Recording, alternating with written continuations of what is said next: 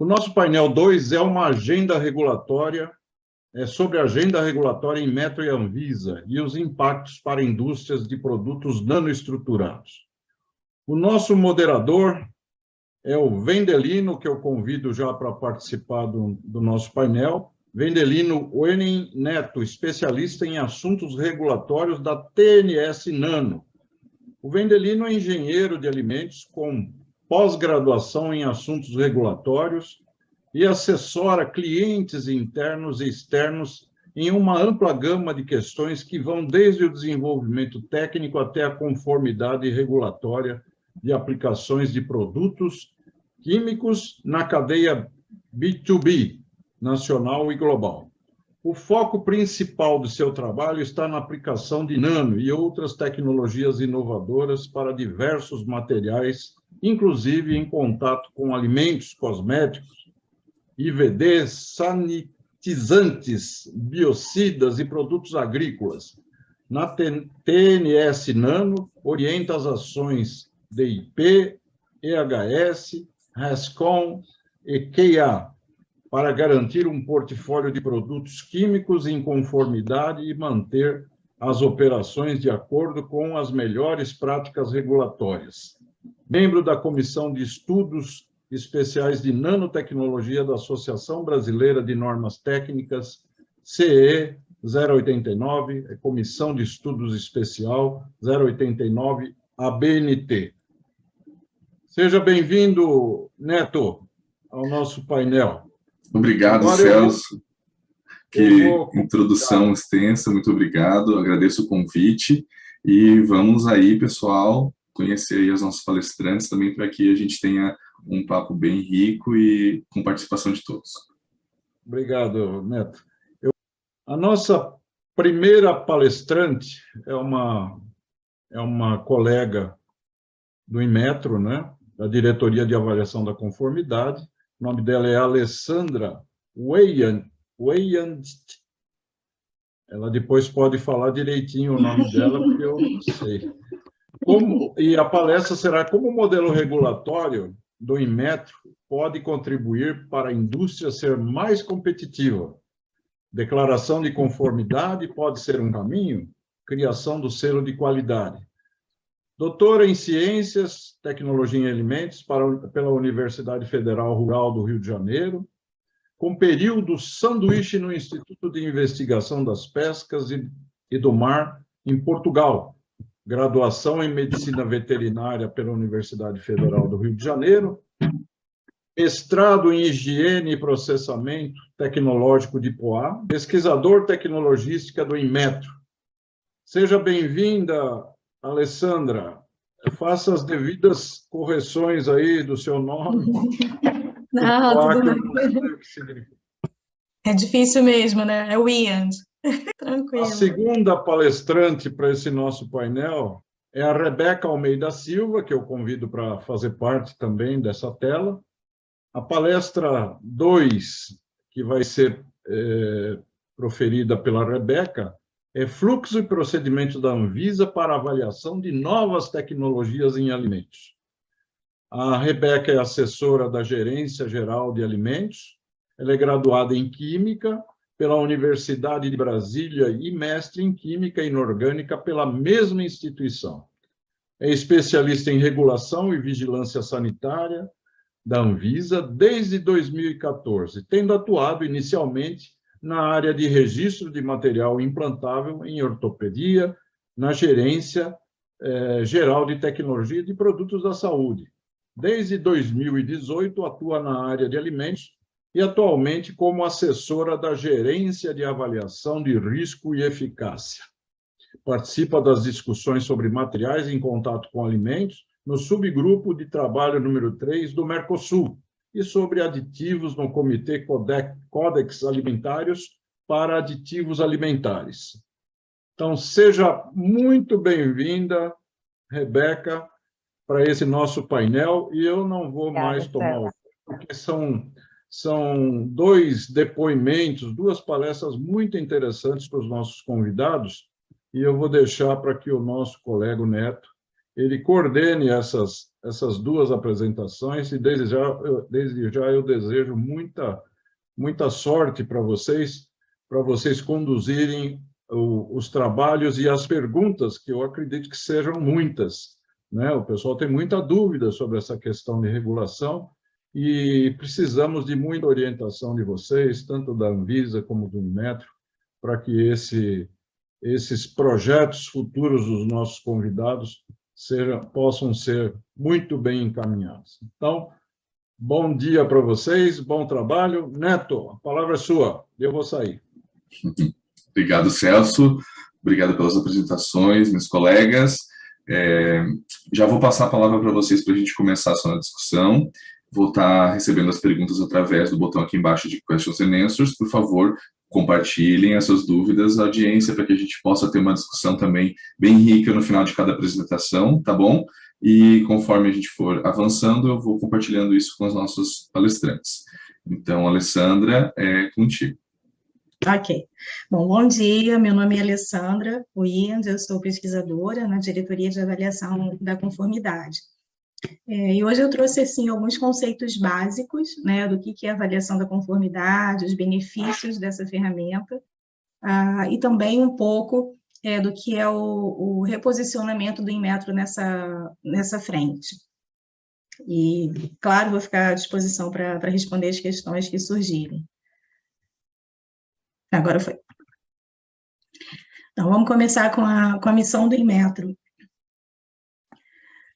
Então, no novo planejamento estratégico do Inmetro, a gente tem que, a nossa missão é viabilizar soluções de infraestrutura da qualidade que adicionem confiança, qualidade e competitividade aos produtos e serviços que são disponibilizados pelas organizações brasileiras, em prol da prosperidade econômica e bem-estar da sociedade como um todo. E eu grifei ali a palavra viabilizar, porque o nosso papel no Inmetro é justamente oferecer soluções e oferecer suporte para a indústria e outros agentes regulamentadores nessas soluções de infraestrutura da qualidade. Mas o que é a avaliação da conformidade, né? Eu trabalho nessa diretoria, que se chama Diretoria de Avaliação da Conformidade, que, além de avaliação da conformidade, faz regulamentação também, mas a gente hoje está falando de avaliação da conformidade. E de acordo com a ISO 17000, de 2005, a avaliação da conformidade é demonstração de que requisitos especificados relativos a um produto, processo, sistema, pessoa ou organismo são atendidos. Ou seja, você precisa ter esses requisitos pré-estabelecidos para que a ferramenta de avaliação da conformidade possa fazer essa atestação, né, do cumprimento dos requisitos.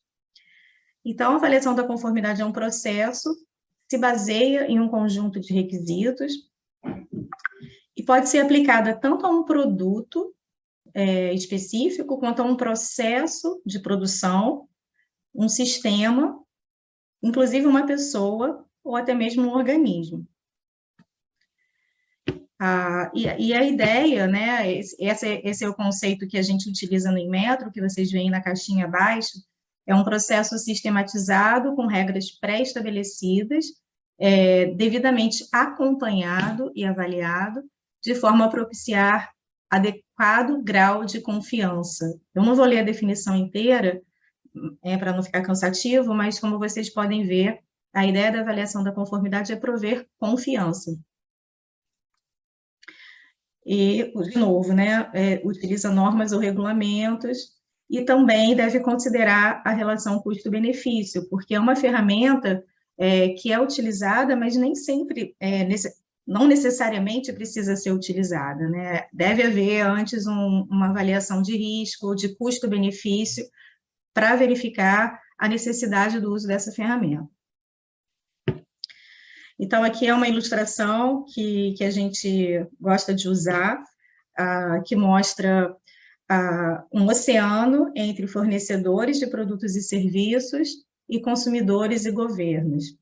Então, tem ali uma separação que que tem a ver com a necessidade do fornecedor de produtos e serviços demonstrar que atendem aos requisitos, e os consumidores, em contrapartida, exigem qualidade, segurança, sustentabilidade.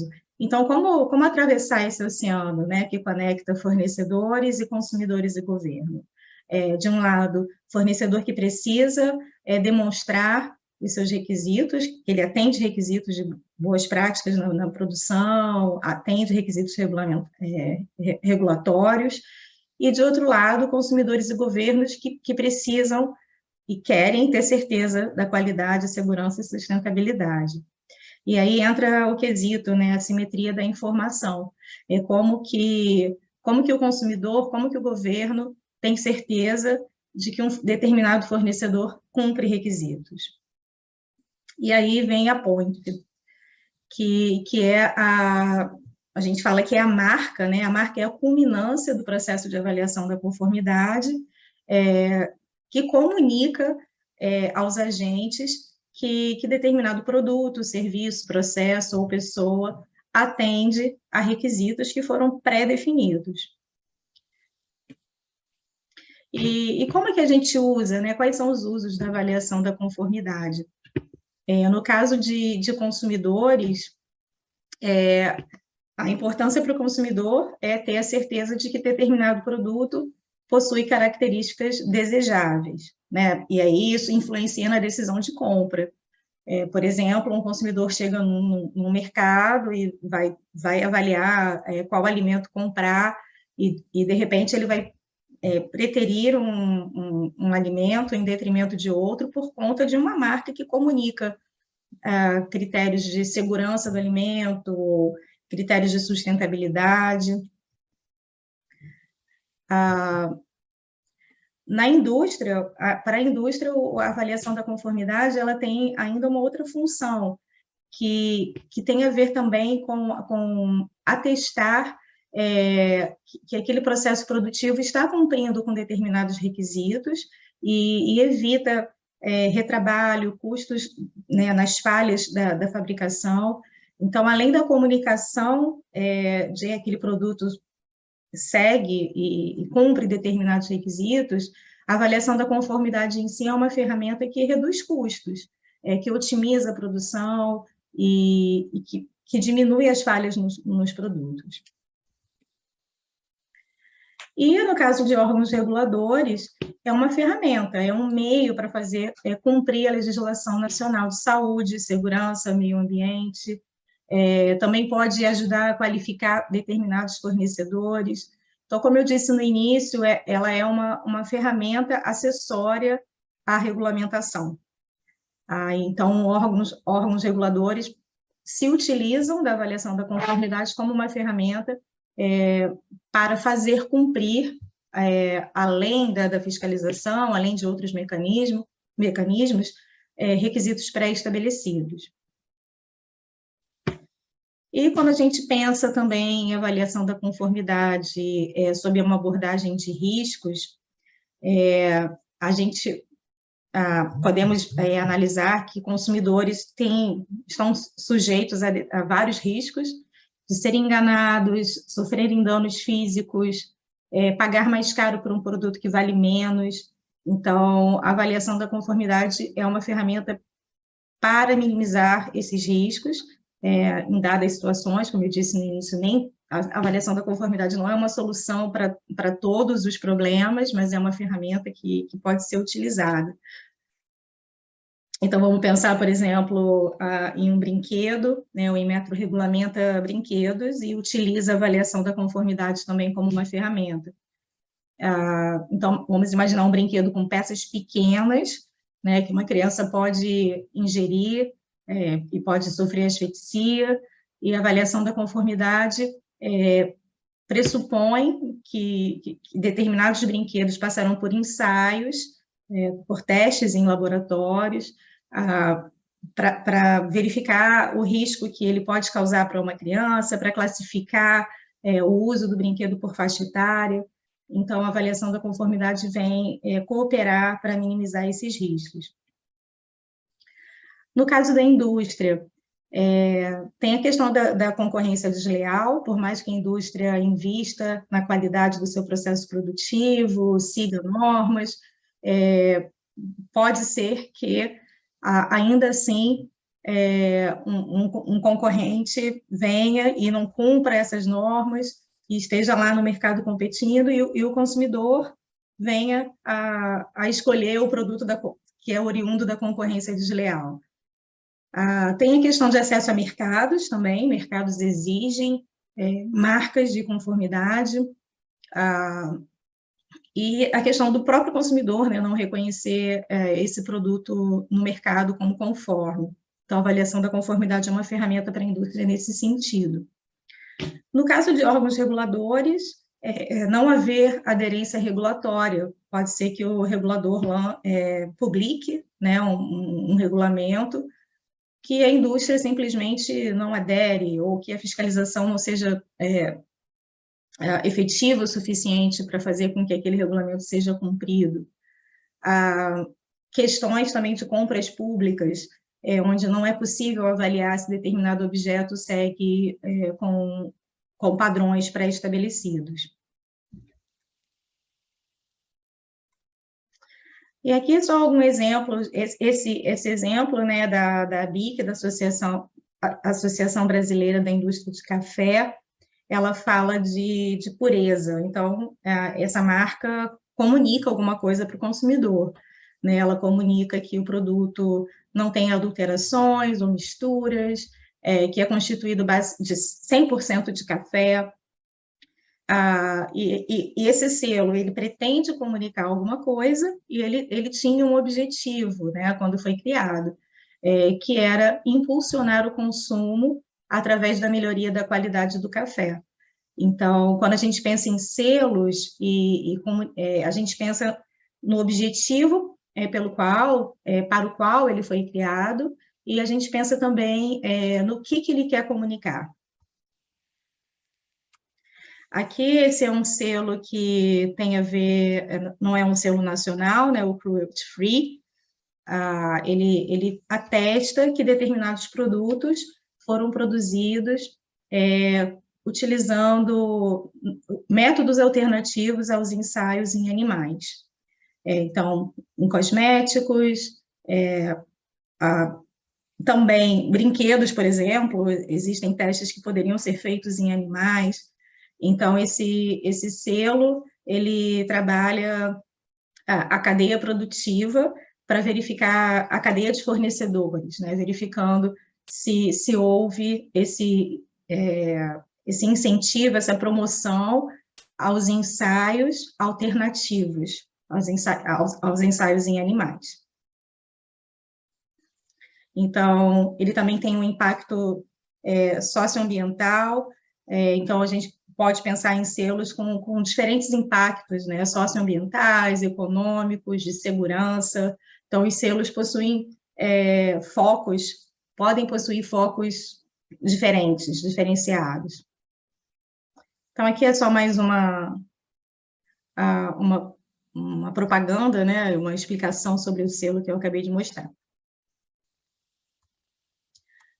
Bom, e aqui a gente tem os selos do Inmetro. Nós temos... o Inmetro, ele tem uma função dentro do CONMETRO, que é o Conselho Nacional de Metrologia, que é um agente executor dentro do SINMetro, que é o Sistema Nacional também de Metrologia e Qualidade. E o Inmetro, ele tem a função de coordenar esse papel dentro do sistema.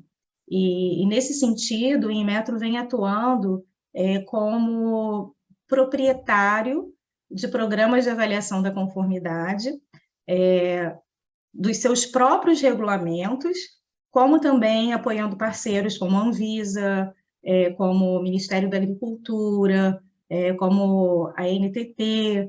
Então, o Inmetro vem atuando historicamente, provendo esses requisitos para verificar se requisitos regulatórios estão sendo cumpridos, nós chamamos de programas de avaliação da conformidade, e com isso, gerando as marcas de conformidade. E nós temos alguns focos para essa marca de conformidade. Em segurança, por exemplo, como a gente está colocando aqui.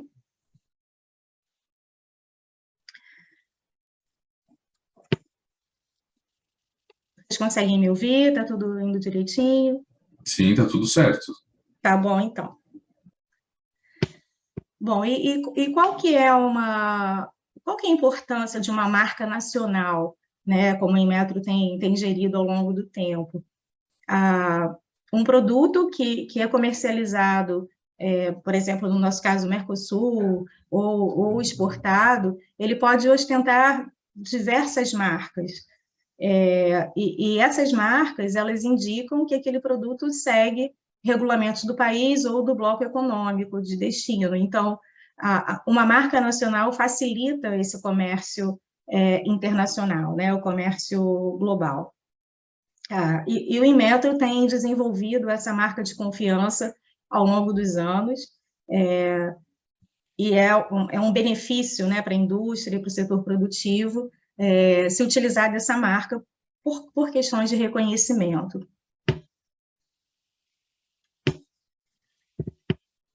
Bom, então, nós trabalhamos no Inmetro com 3 frentes.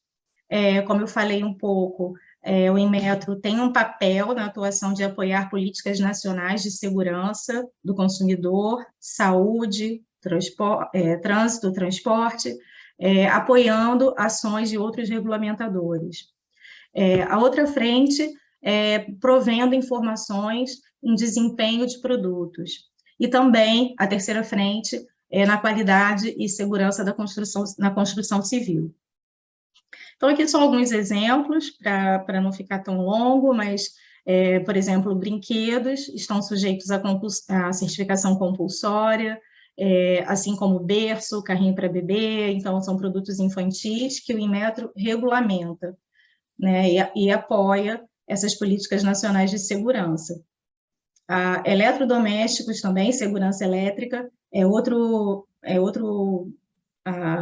rol de produtos que o Inmetro regulamenta. Ainda radares não metrológicos estão sujeitos à fiscalização do Inmetro, capacetes, e a fiscalização acontece pela verificação da marca, né, do I do Inmetro. Aqui tem um exemplo de como o Inmetro apoia outras regulamentações da Anvisa, por exemplo, em eletromédicos, implantes mamários, agulhas, equipos e seringas. Então, o Inmetro entra ali providenciando a forma como um terceiro vai à indústria, vai ao mercado verificar se o que a Anvisa escreveu em seu regulamento está sendo cumprido. Ainda atuamos na área de transporte de produtos perigosos, da certificação de embalagens e tanques portáteis, de serviços de aplicação, reparo e reforma de revestimento interno de tanque.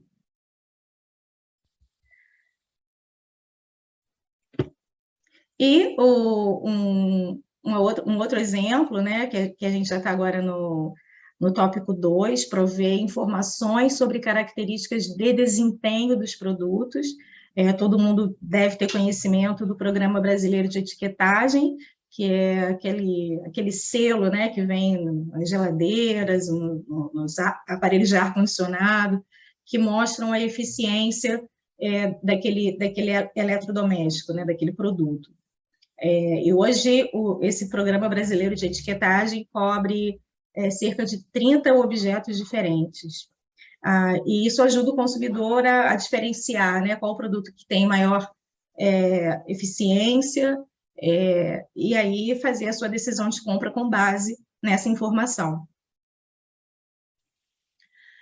Na construção civil, tem alguns exemplos de produtos que também são regulamentados e possuem avaliação da conformidade, como barras e fios de aço, conexões de ferro fundido, interruptores. E aqui tem uma gama, né, dos selos que são utilizados.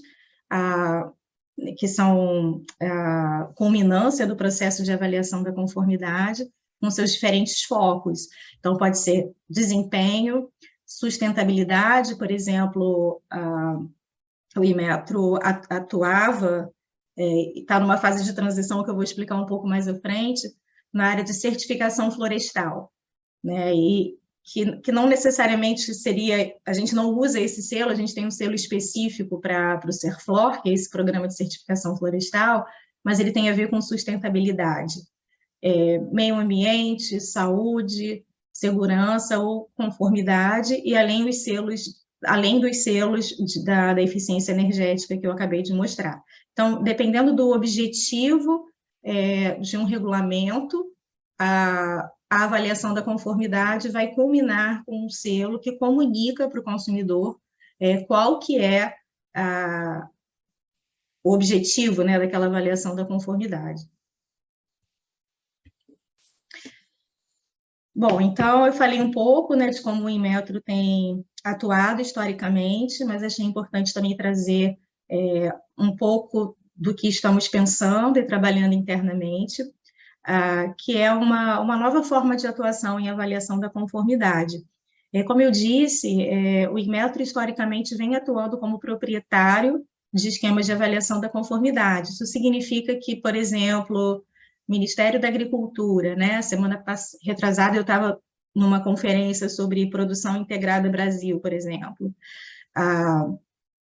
Esse regulamentador, ele define em regras, né, em normas, instruções normativas ou RDCs, dependendo, né, do regulamentador, e o Inmetro entra com a parte dos programas de avaliação da conformidade, escrevendo os requisitos pelos quais um terceiro, um organismo de certificação, que também é acreditado pelo Inmetro, vai lá e verifica se isso está sendo cumprido, né, se o que está estabelecido em regras está sendo cumprido. Mas o Inmetro vem atuando como proprietário desses programas de avaliação da conformidade ao longo do tempo, o que significa que nós, além de criarmos as regras pelas quais os organismos atuam no mercado, nós fazemos a manutenção, recebemos dúvidas dos organismos, do consumidor, e temos total responsabilidade pelos objetivos desses esquemas de avaliação da conformidade, e se eles estão cumprindo com seus objetivos, né? Afinal de contas, a marca do Inmetro vai lá junto no produto, na maioria das vezes, comunicando que determinado produto segue aqueles requisitos. Então, somos responsáveis por acompanhar isso no mercado. Mas o Inmetro lida com um orçamento limitado, financeiro e de pessoas, e chegamos a perceber, né, recentemente, que isso vem causado um impacto no sistema nacional de avaliação da conformidade, porque chegamos num ponto onde não conseguimos mais dar esse suporte para outros regulamentadores ou para organizações privadas também, que porventura venham buscar o Inmetro para solucionar questões em avaliação da conformidade. Então, pensando nisso, para que não deixemos de atuar nessa área, para que não deixemos de prover o suporte que temos feito historicamente e queremos continuar fazendo, estamos desenvolvendo uma gama de serviços dentro da nossa diretoria de avaliação da conformidade, que visa apoiar, dar suporte a outros regulamentadores e outros agentes econômicos para desenvolverem seus próprios programas de avaliação da conformidade. E a gente vê isso, vê como benefício, né, fortalecer a atuação de outros regulamentadores, prover autonomia. Então, por exemplo, a Anvisa não precisa depender que o Inmetro escreva todas as regras de avaliação da conformidade para ele, e isso, por outro lado, podemos oferecer suporte para que a Anvisa desenvolva seus próprios programas, por exemplo. E com isso o Inmetro desonera essa questão de manutenção de programas de avaliação da conformidade e consegue desempenhar, em contrapartida, mais soluções em apoio para outros agentes. E o que é esse produto que a gente está oferecendo e construindo, né, internamente? A gente está em fase piloto desse desenvolvimento, mas o primeiro pilar, né, desse produto que estamos construindo é uma capacitação em avaliação da conformidade. O que é avaliação da conformidade, como utilizar as diferentes ferramentas. Também uma assessoria personalizada para desenvolver a avaliação da conformidade, verificar primeiro, né, se é uma ferramenta que deveria ser utilizada, como construir essa ferramenta e que ela seja de fato útil para minimizar riscos ou comunicar algo para o consumidor, como a gente falou lá no início. E o terceiro pilar desse produto que estamos construindo é justamente um repositório de informações em avaliação da conformidade e como utilizar a avaliação da conformidade. E ficou em inglês, desculpa, mas eu queria só mostrar que essa nova solução que estamos pensando e construindo, ela tem a ver com o planejamento estratégico do Inmetro, de 2021 a 2023, que é fortalecer a avaliação da conformidade no país, porque entendemos que não conseguimos fazer sozinhos e precisamos multiplicar esse conhecimento e dar suporte para que esse conhecimento seja aplicado por outras instituições. Então, é fortalecer e descentralizar e melhorando a governança de avaliação da conformidade no âmbito do sistema brasileiro, sempre com vistas a aumentar a qualidade e segurança dos produtos. Então, já falei um pouco disso, né, qual é a solução que a gente está construindo, que é o curso em avaliação da conformidade, um procedimento de assessoria em avaliação da conformidade e diretrizes, um repositório de conhecimento em avaliação de conformidade. Aqui é só para ilustrar, por exemplo, né, quando eu falo em assessoria, o que é uma assessoria para outro órgão que pretenda desenvolver um programa de avaliação da conformidade? Então, o Inmetro passará por todas essas etapas que os senhores podem ver nessa tela, que vai desde definir os fundamentos do programa, quais são os seus objetivos, quais os riscos pretende mitigar, qual o objetivo regulatório pretende alcançar, passa pelo envolvimento de partes interessadas, verificar a base normativa, verificar, né, as alternativas para avaliação da conformidade. A avaliação da conformidade pode ser feita por meio de certificação, que é um mecanismo muito conhecido, né, que a gente mostrou aqui em vários slides, exemplos de selos, que são oriundos de processos de certificação, mas existem outros mecanismos também, como declaração do fornecedor, quando o próprio fornecedor declara que ele cumpre com regras, que é uma atestação de primeira parte. Também existe inspeção. Então, essa etapa 4 ajudaria a discernir qual a melhor alternativa para verificar o cumprimento da regulamentação. E, por fim, passa por fazer consulta com as partes interessadas, novamente. Então, essas 12 ações é um mecanismo que estamos construindo internamente, está em fase piloto, para ajudar outros entes a desenvolverem seus próprios programas de avaliação da conformidade.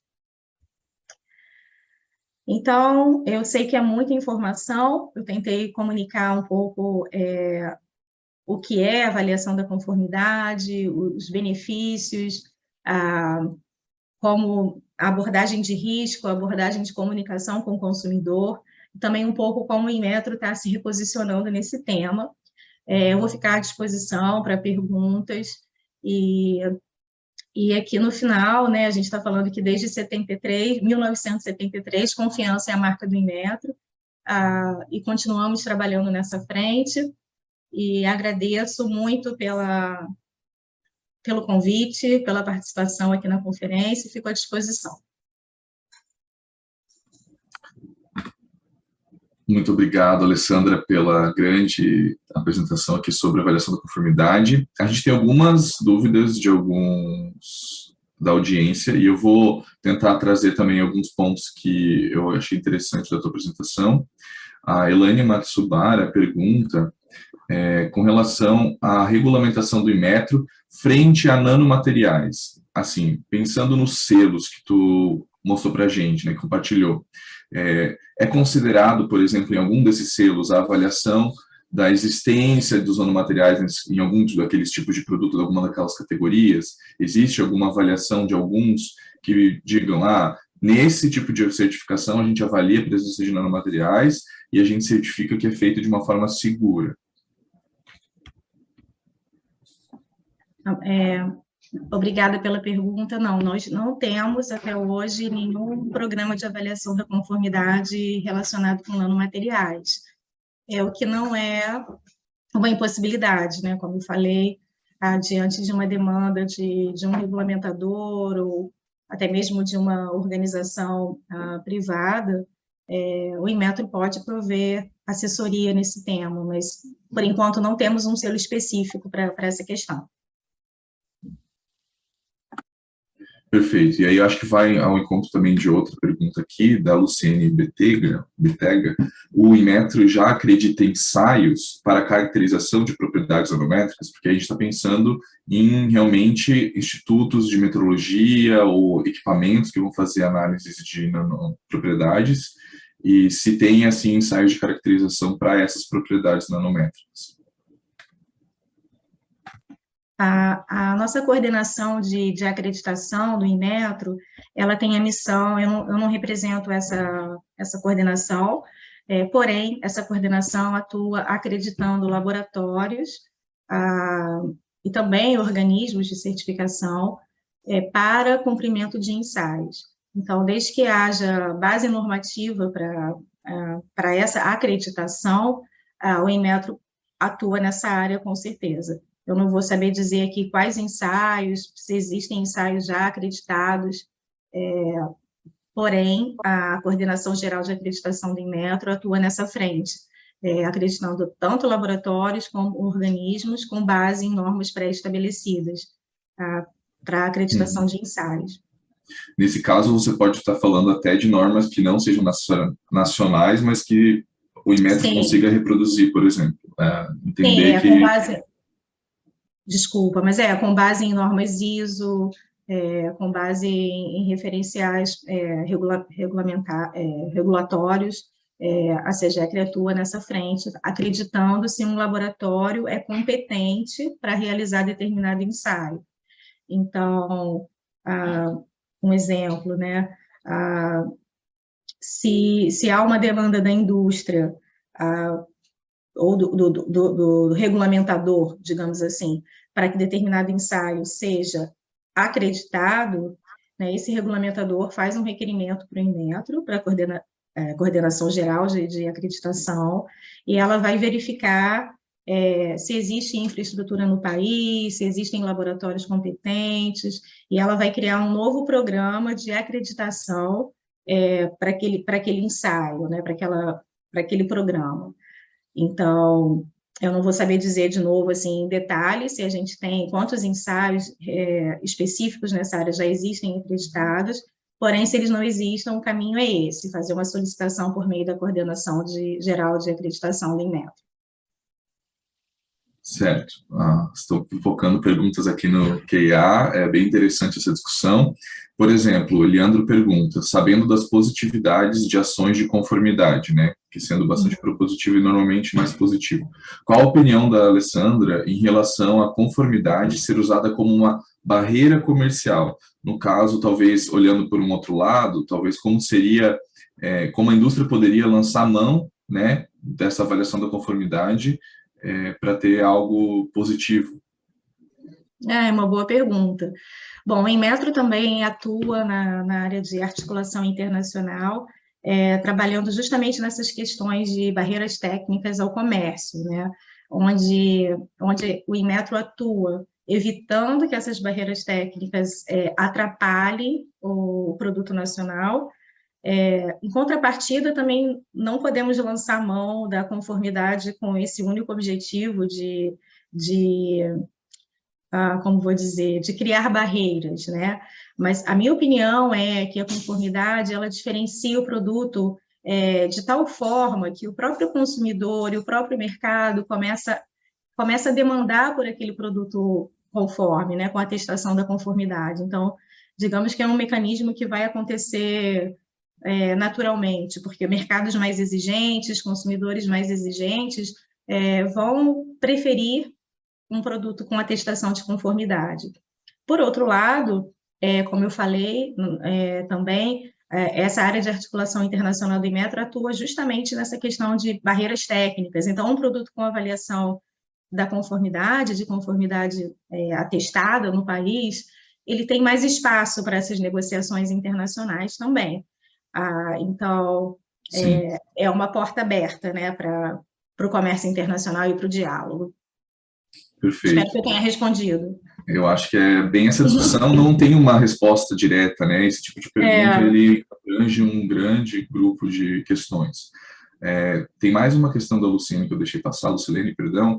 Ela fala assim, como transpor os requisitos da avaliação de conformidade para produtos com nanotecnologia? E aqui eu queria puxar essa questão assim, você falou dos cursos e assessorias para desenvolver programas de avaliação da conformidade, e se esses tipos de movimentação são aplicáveis à indústria também, né? Se a indústria poderia se organizar através de um agrupamento e solicitar, então, a criação de um programa de avaliação de conformidade, um selo, para produtos que contenham nanomateriais, talvez, aqui a gente está fazendo um exercício hipotético, né? Ou seria mais interessante, então, esperar, não dá para fazer pela indústria, tem que ser um órgão regulamentador e a gente precisa sensibilizar os órgãos regulamentadores nesse nível, assim. Como tu vê essa possibilidade? Bom, as duas opções são viáveis. Eu acredito que se há demanda da indústria, se a indústria se organiza, porque para criar um programa de avaliação da conformidade, a gente precisa ter ali o que a gente chama de proprietário do programa de avaliação da conformidade, o dono, né, do negócio, que pode ser uma indústria, pode ser um pool de indústrias que se organize e designe cria uma instituição, por exemplo, que eu falei um pouco na minha apresentação, comecei a falar e não terminei, mas o Serflor, né, que é um programa de certificação florestal, ele foi demandado ao Inmetro 25 anos atrás, 20 anos atrás, pela indústria. E aí o Inmetro criou esse programa de avaliação da conformidade e manteve esse programa ao longo desse tempo todo. Mas agora o próprio setor se organizou e criou uma organização privada que vai assumir a gestão desse programa de certificação florestal. Por quê? Por várias questões. Eles têm mais expertise, eles têm mais recursos, eles conseguem fazer mais marketing, eles conseguem, né, se articular melhor com o mercado. Então, o que eu quero dizer é que as indústrias podem se organizar, criar uma organização privada, por exemplo, para ser o dono do esquema. Porém, se for uma opção mais viável, o governo também pode ser sensibilizado para ser o dono desse programa de avaliação da conformidade. O Inmetro poderia oferecer assessoria nos dois casos. O que é importante ter em mente é que é necessário ter uma base normativa, seja uma norma internacional, seja uma norma brasileira, seja até um próprio regulamento do setor, né? A gente precisa dessa base normativa para poder começar a trabalhar. Se não existe uma norma nacional, também é possível provocar a ABNT, solicitar a Associação Brasileira de Normas Técnicas que essas normas sejam criadas, e essa base normativa é imprescindível para que a gente comece um programa de avaliação da conformidade bem sucedido. Perfeito, perfeito. Acho que isso casa um pouco com a colocação aqui da Elaine também, que falou sobre a ABIMO, né? E aí poderia ser, então, realmente um organismo, uma associação que poderia solicitar essa avaliação da conformidade como um grupo. A Roberta Rieffel coloca aqui assim: bom dia, sabemos da variedade de nanoestruturas empregadas no setor produtivo, e isso vai um pouco do que tu tinha comentado sobre a normalização brasileira de normas, né? Eu, como membro da Comissão Especial de Nanotecnologia da ABNT, a gente sabe que tem muita necessidade de trazer para nosso cenário normativo, né? Não diria nem regulatório, mas normativo nacional, normas que vigoram ao redor do mundo e também atualizá-las em muitos casos, né? O próprio Comitê Brasileiro propõe notas de atualização brasileiras.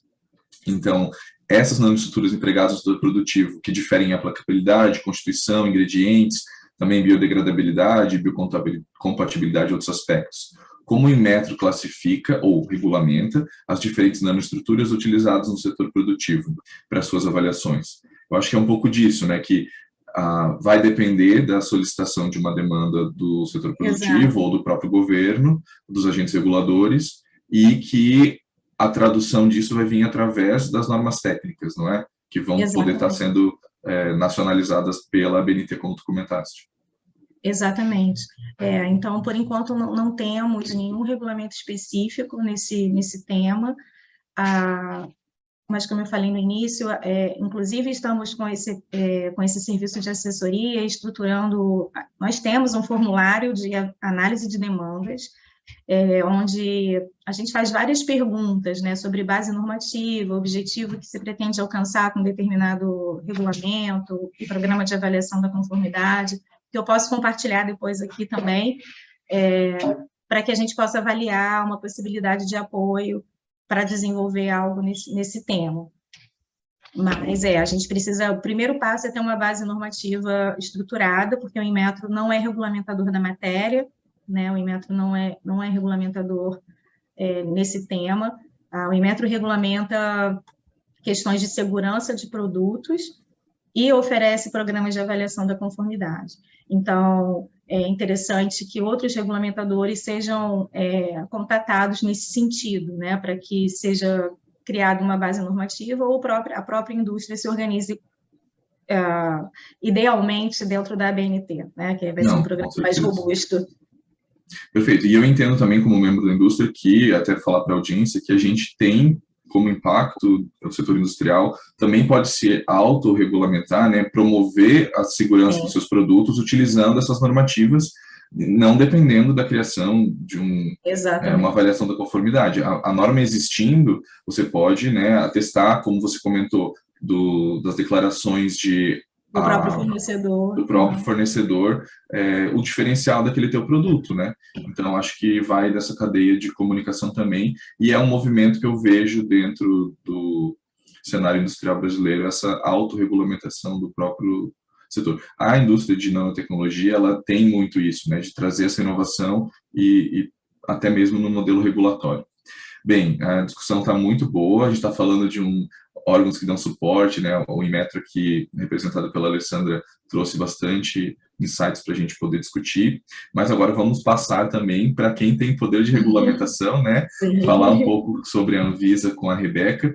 Alessandra, se puder permanecer, eu sei que vão ter dúvidas que vão tanger os dois temas, né? Inmetro e Anvisa, a gente pode estar juntando isso depois, se houver tempo para a gente discutir no final. Mas agora eu passo a palavra para a Rebeca, e também o Questions and Answers fica aberto, pessoal, para vocês mandarem. Eu vou deixando aqui a palavra para a Rebeca. Mas eu gostaria, inclusive, de retomar isso tudo que foi falado na palestra anterior, né? Tem algumas questões que eu gostaria de complementar, caso vocês me permitam, sobre essas questões de regulação, né?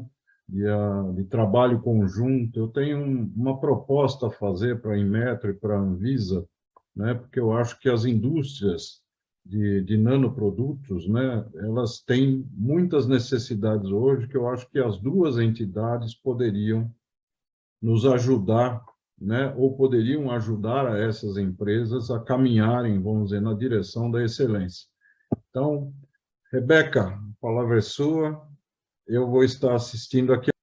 Tá, joia, muito obrigada. Então, vamos agora falar sobre os fluxos e procedimentos da Anvisa, né? O que eu queria que vocês levassem de mensagem dessa apresentação é que já existe um caminho regulatório né, no qual as novas tecnologias se enquadram. Né? O que a gente está tentando fazer, começando a pensar, começando a refletir sobre, é como introduzir a nanotecnologia nessa estrutura regulatória que já existe e que considerações específicas em relação à nanotecnologia têm que ser feitas. Então, é isso que eu vou tentar começar a apresentar para vocês aqui, apesar de a gente não ter 100% das respostas, né? A gente está falando de inovação e de um cenário desafiador, mas eu espero poder, pelo menos, tranquilizar um pouco vocês sobre os caminhos. Pode passar, Deus. A gente vai falar sobre o contexto atual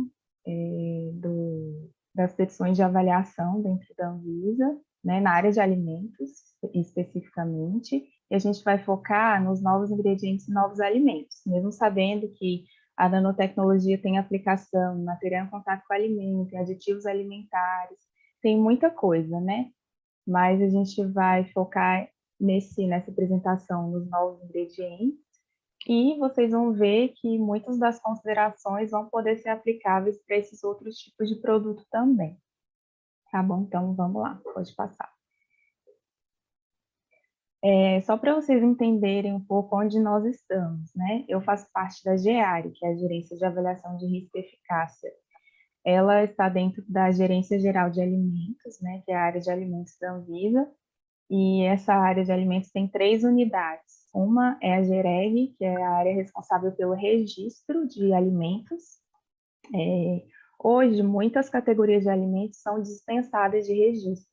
A gente tem só algumas, como, por exemplo, formas infantis, alimentos contendo probióticos, que têm obrigatoriedade de registro.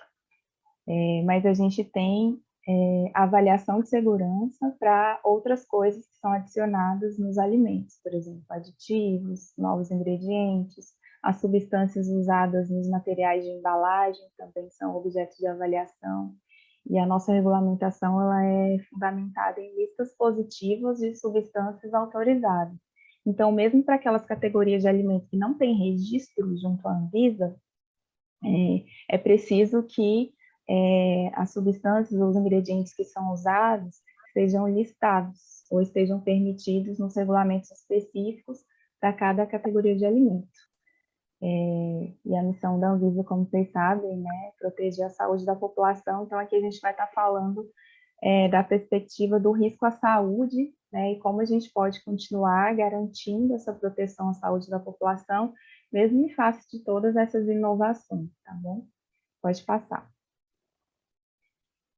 Só para vocês entenderem um pouco melhor, né, o contexto da GEARI, que é onde a gente está inserido, e é onde se inserem as petições que eu vou comentar com vocês nessa apresentação, né, a nossa competência é analisar petições de avaliação, responder questionamentos e conduzir processos regulatórios, e, além disso, participar de fóruns internacionais, como o Mercosul, por exemplo, o Códex Alimentários, naqueles temas que estão listados ali no artigo 97. Né? Então, tanto resíduos de medicamento veterinário e contaminantes, quanto avaliação de aditivos e coadjuvantes de tecnologia, novos ingredientes, material em contato com alimentos, tudo isso está dentro do escopo da avaliação de risco que a GEARI faz. Pode passar. Aqui, só para vocês terem uma noção do que a gente tem hoje de petição. Tá? Esses temas, a gente diz que são filas de petição de avaliação, eles estão disponíveis no portal da Anvisa. Qualquer pessoa pode entrar lá e ver quantas petições tem hoje na fila para serem avaliadas de cada tema desse. E aí eu destaquei, né, os temas que a gente sabe que tem maior potencial de ter interesse de aplicações nanotecnológicas, que são os aditivos e coadjuvantes, os novos ingredientes e materiais em contato com alimentos. Mas, como eu falei, nessa apresentação a gente vai estar focando nos novos ingredientes. Pode passar. Pode. Obrigada. Então, aí é só alguns exemplos, né, que a gente vê na literatura de aplicações potenciais. Acho que vocês devem saber melhor do que eu, mas a gente viu essa questão dos nanoencapsulados e nanocompósitos em aplicações para novos alimentos, aditivos, biocidas, FCM, que é material em contato com alimento, a sigla em inglês, né? Em relação aos alimentos, né? Tratamentos de propriedades mecânicas e sensoriais, alteração do valor nutricional. No caso das embalagens, né, a gente sabe que existem pesquisas hoje em relação a embalagens inteligentes que atuam na melhoria da proteção ao alimento, ou então potencial de indicar o grau de deterioração do alimento. A gente sabe que existem várias questões aí, mas as propriedades específicas e as características dos nanomateriais, elas podem agregar um risco à saúde, né? A gente ainda tem incertezas em relação a isso, e é por isso que algumas considerações específicas precisam ser feitas, né, em relação a esses materiais. Pode passar. A EFSA, que é a Autoridade Europeia para a Segurança dos Alimentos, ela publicou um guia específico para avaliação de risco de nanomateriais, tá, na cadeia de alimentos. Então, esse guia, que é o documento que a gente vai se basear aqui para o final da nossa apresentação, que vão ser as considerações nanoespecíficas, ele trabalha com um paradigma atual de avaliação de risco. Então, são os princípios que já são utilizados atualmente, que inclusive embasam as petições de avaliação que são submetidas à Anvisa hoje, na área de alimentos, mas com considerações específicas para a nanotecnologia, né? Porque os ensaios precisam ter adaptações, né? Algumas particularidades dos nanomateriais têm que ser levadas em conta para que essa avaliação da segurança possa ser realmente efetiva, né? E esse paradigma da avaliação de risco, ele é dividido nessas etapas que estão aí embaixo. A identificação e caracterização do perigo, a avaliação de exposição e caracterização do risco. Pode passar.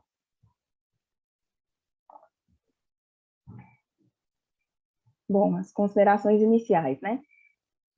Se o ingrediente, aditivo ou substância que será adicionada ao alimento, ou material em contato com o alimento, que aí inclui tanto as embalagens quanto utensílios, equipamentos que entram em contato direto com o alimento,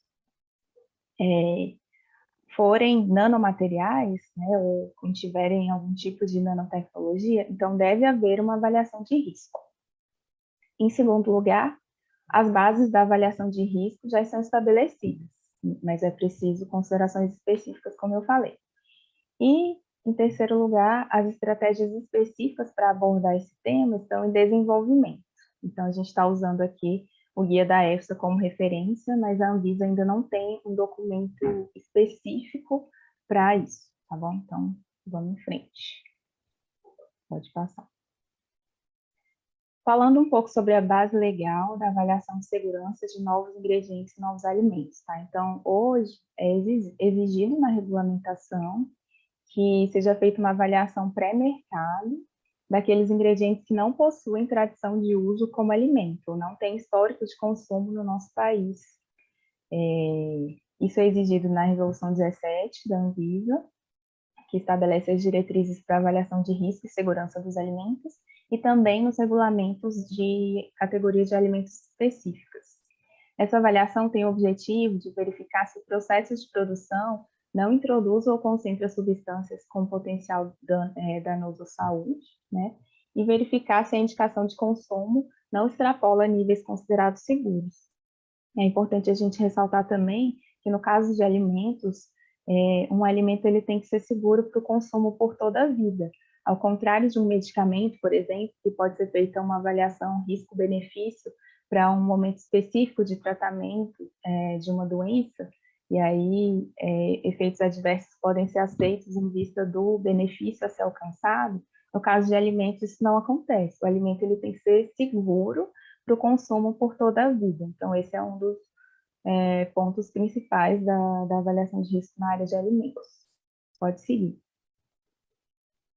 No caso de novas tecnologias, então, a gente tem que verificar se essas novas tecnologias não incluem novos riscos, né? Aí, alguns exemplos, né? O aumento da solubilidade, alteração nos parâmetros toxicológicos, né? Toxicocinética e toxicodinâmica. No caso dos nanomateriais, a gente sabe que as características morfológicas e químicas podem alterar esse comportamento biocinético. Então, a resposta toxicológica pode ser diferente entre um material não nano, né, uma substância conhecida, e a mesma substância com a mesma composição química, mas com uma nanoestrutura, numa nanoforma, né, isso pode alterar. Então, pode seguir. Aqui é um resumo do fluxo administrativo que a gente tem hoje. Por quê? Se uma empresa hoje quer introduzir um novo ingrediente num produto alimentício, ela precisa fazer uma petição de avaliação da segurança desse novo ingrediente. E esse fluxo mostra aí quais são as etapas, né? Quem quer desenvolver o produto, primeiro ele tem que verificar se aquilo que ele está desenvolvendo se enquadra na definição de novo alimento ou novo ingrediente. No portal da Anvisa, ele pode consultar qual a documentação necessária para fazer o peticionamento, que consiste de um dossiê estruturado com várias informações, vários documentos que precisam ser apresentados. Esse checklist está disponível também para qualquer usuário no portal. E a gente também tem um guia para comprovação de segurança de alimentos. Tem um guia e tem um documento orientativo também, que é um checklist expandido, com algumas explicações a mais.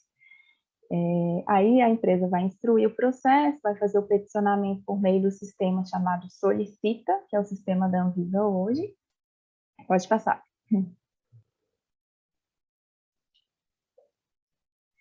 E aí a gente vai fazer a avaliação. Então, a primeira etapa lá, que era o enquadramento, né, no que é novo alimento ou novo ingrediente, aqui a gente tem as definições. Um alimento ele é destinado à ingestão humana, né, ingestão oral, e ele serve para fornecer nutrientes ou outras substâncias que são necessárias para a formação, manutenção e desenvolvimento normal do organismo. E os ingredientes são substâncias usadas no preparo ou na fabricação de alimentos.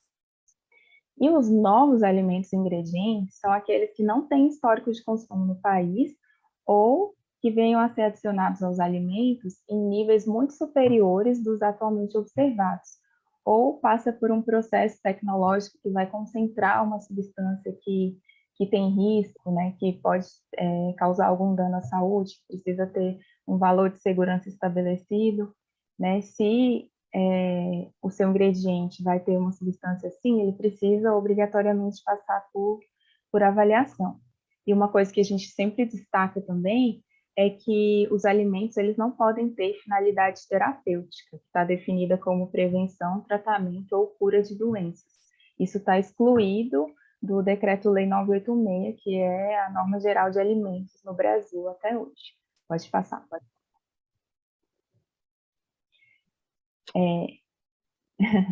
Esse aí, gente, do lado esquerdo da tela, 4109, é o assunto de petição que é utilizado para submeter essas petições de avaliação de segurança. Se a empresa quiser fazer alguma alegação de propriedade funcional para aquele alimento, nessa mesma petição que ela vai ter que apresentar as informações para que a Anvisa avalie, para ver se o benefício que ela quer alegar tem alguma comprovação ou não. Então, essa petição é chamada de avaliação de segurança e eficácia. 4109 é o código dela, e ela serve para todos esses exemplos aqui, que são situações em que normalmente essas petições são protocoladas, né? Por exemplo, novos constituintes para uso em suplementos alimentares, né? Se a empresa quiser incluir um novo constituinte na lista, que já existe hoje, ela tem que fazer essa petição. Por quê? Para suplemento alimentar, só podem ser utilizadas aquelas substâncias, aqueles constituintes que estejam na lista positiva que a gente tem hoje, que está na Instrução Normativa 28 de 2018, que já foi atualizada há algumas vezes. Pode passar. Essa aí é só a carinha do sistema, para vocês terem uma ideia. Esse é o sistema Solicita, e está mostrando onde é que fica a orientação, documento orientativo que tem para fundamentar o peticionamento. Mas tanto o checklist quanto o documento orientativo, eles estão disponíveis no portal da Anvisa também para qualquer interessado, além de estarem dentro do próprio sistema, que o sistema Solicita. Pode passar.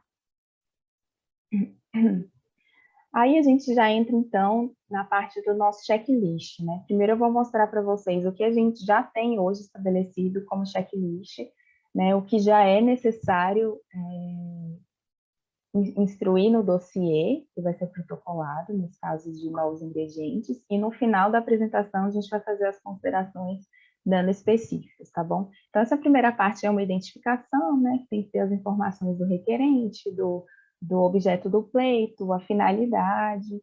Pode passar para frente.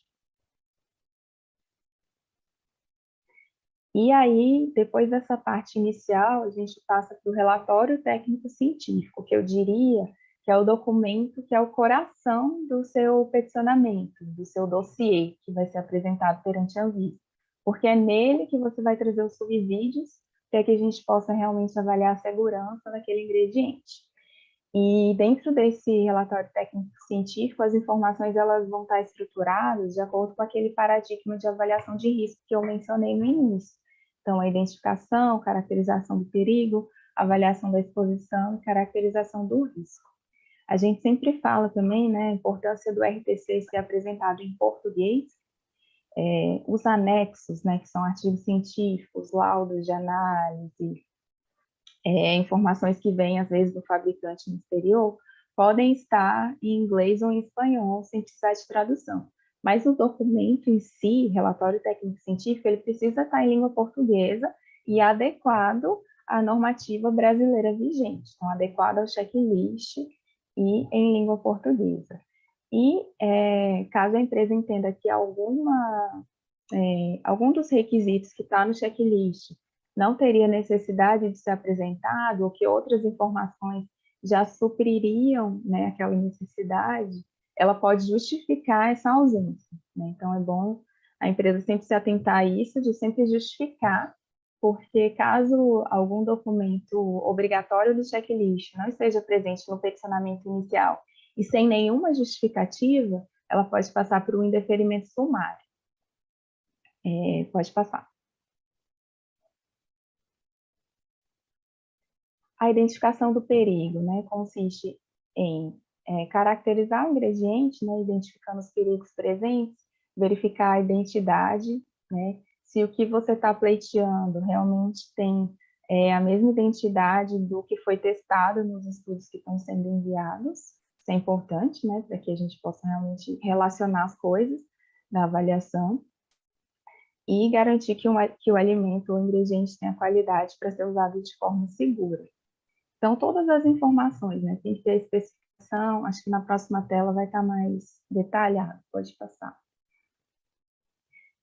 Aí, denominação, né? Caracterização química, forma de obtenção, metodologia analítica para avaliar os parâmetros. A especificação, gente, é muito importante. Inclusive, a Anvisa fez um guia só para, é o que está aí do lado direito, né? O guia número 37, só focado nas especificações de ingredientes alimentares.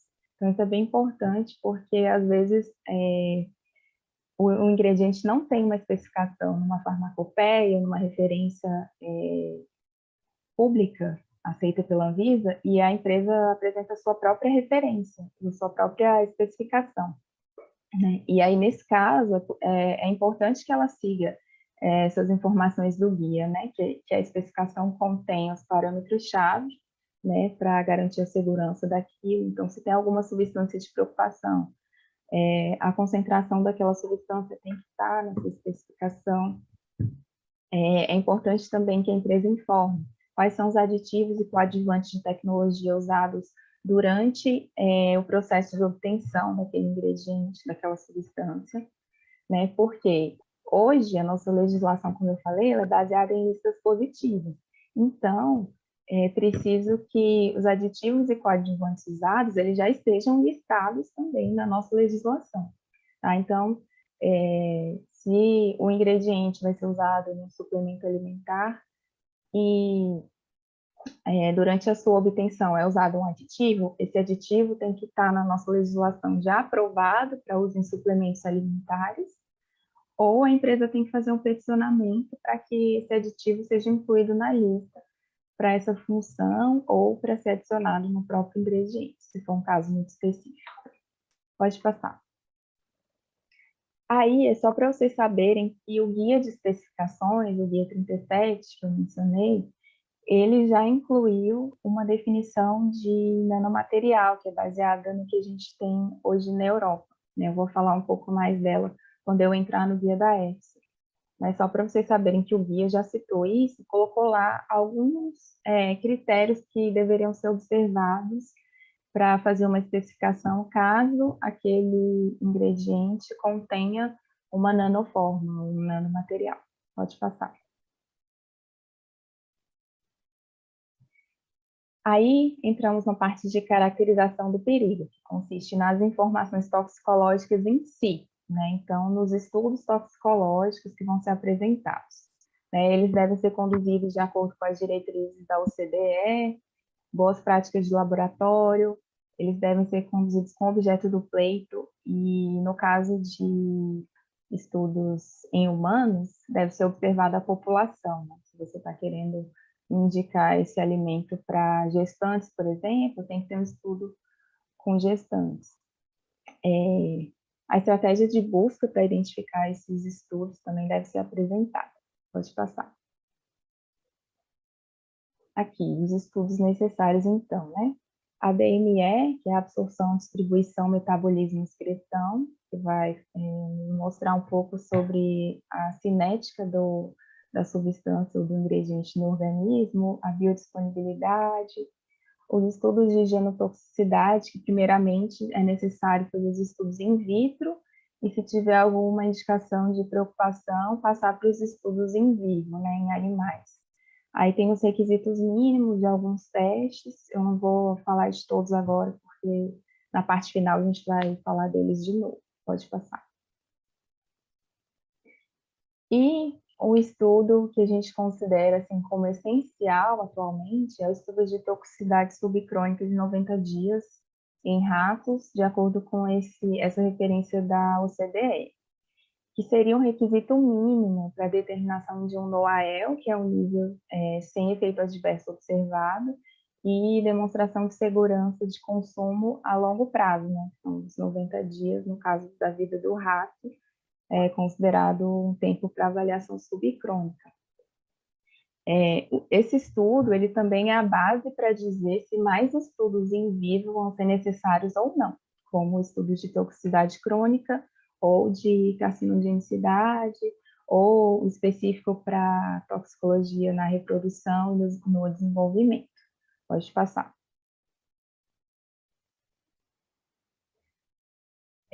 Estudos em humanos, né? Se eles forem usados para comprovação de segurança, é necessário que os desfechos daquele estudo também tenham sido preparados, né, desenhados para avaliar parâmetros de segurança, né, de tolerância, de efeitos adversos, porque às vezes os estudos eles são feitos só para avaliar a eficácia, só para avaliar se existe um benefício ou não, e não tem ali parâmetros específicos de segurança.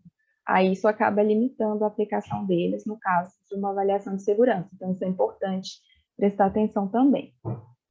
Aí a gente fala da revisão recente da literatura, evidências sobre histórico de uso seguro, que também é importante, né? Buscar evidência, no caso de vocês, que vai ser algo inovador, provavelmente você não vai ter evidência daquilo, né? Você vai ter evidência, você pode ter evidência da mesma substância, mas não em nanoforma, por exemplo. Talvez isso possa agregar alguma coisa, mas não vai ser suficiente para embasar a comprovação de segurança em si. Mas para outras situações, às vezes a evidência sobre o histórico de uso seguro acaba sendo um ponto-chave também para comprovar a segurança. Pode passar para frente. Bom, a partir do estudo de 90 dias, usualmente é determinado um NOAEL e é utilizado algum fator de segurança para derivar uma IDA, né, que é a ingestão diária aceitável. O quanto que aquela substância pode ser consumida de uma forma crônica, né, sem risco à saúde. Geralmente a gente usa o fator de 100, considerando 10 para variações interespécie e mais 10 para variações intraespécie. Metodologias distintas, né, podem ser aceitas mediante fundamentação, né, todo o referencial teórico-científico que embase uma nova abordagem. Bom, pode passar para frente.